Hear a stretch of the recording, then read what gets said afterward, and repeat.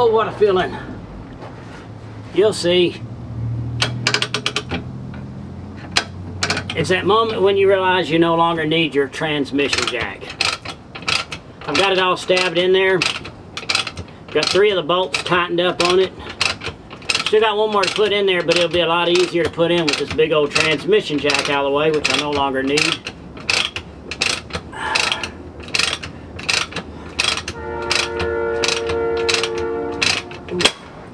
Still got that.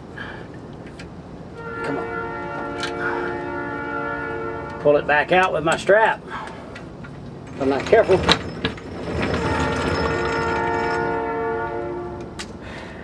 Said it before, I feel sorry for rich people. They don't get to have these joys in life of doing stuff like this themselves. I love working on these old things at night. Let me show you where I'm at.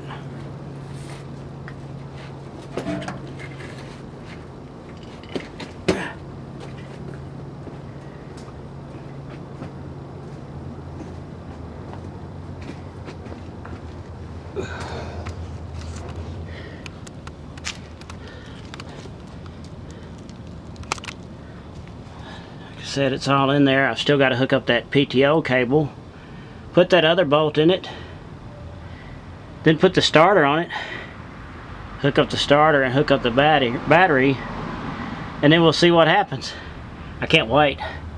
I don't think it damaged that motor in the wreck at all, but I sure can't wait to hear it run again. The clutch is hooked up and everything. Thanks for watching.